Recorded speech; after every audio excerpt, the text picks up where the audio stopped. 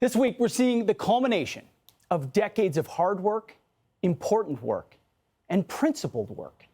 After hours of oral arguments, the Supreme Court appears set to uphold a Mississippi law that bans abortions after 15 weeks, setting the stage to at least radically alter Roe's precedent, and at best, yes, to overturn Roe v. Wade, the landmark decision that has led to the abortion of at least 62 million innocent American babies since 1973.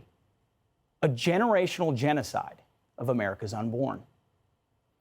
Now, worshipped by the left as a savior for women, for far too long, Roe v. Wade seemed untouchable.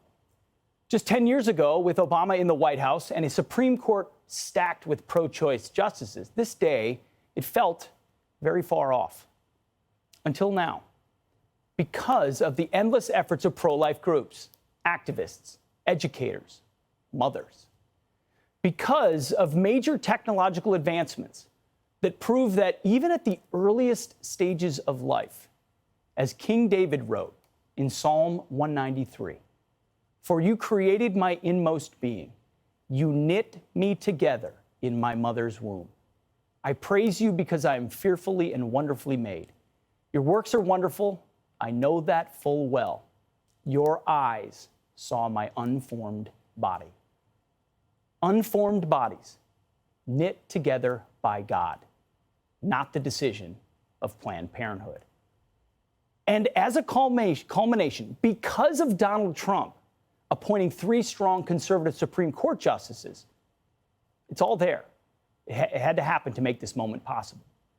And sometimes it's worth taking stock and being grateful for the courage of so many generations before us for so long that made this special moment possible, a moment for life. And despite what the captured corporate media tells you, most Americans are actually against what Roe v. Wade protects, even if they don't necessarily realize it. 65% of Americans, according to a Gallup poll in 2018, say abortion in the second trimester should be illegal, even though Roe v. Wade allows it. It's actually just a small, loud, angry minority of radical feminists who really support unfettered abortion.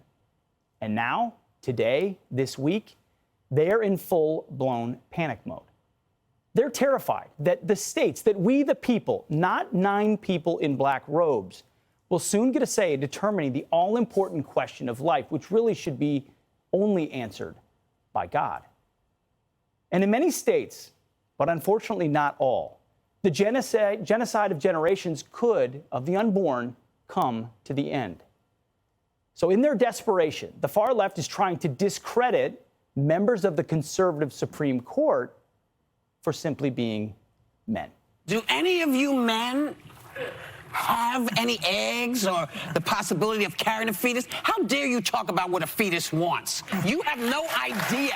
When it comes to this decision, this issue, men don't play a factor. Men aren't being held responsible for having sex. There's no men mentioned. To 2 men, Clarence Thomas and Brett Kavanaugh, who were credibly accused of violating the sanctity of women, you know, both of them got away with it, of course, and got on the court. But having them sort of stand up and sort of soberly argue whether or not women are owned by the state, it made me feel some kind of way. Oofda. And when it comes to the science, far-left Justice Sonia Sotomayor, the self-described wise Latina, well, she doesn't want to hear it, disgustingly comparing babies in the womb to dead people. In 40% of dead people, who, if you touch their feet, the foot will recoil. There are spontaneous acts by dead brain people. So I don't think that a response to by a fetus necessarily proves that there's a sensation of pain or that there's consciousness. You know, touching the feet of dead people, that's the same as a fetus. That's science to the wise Latina.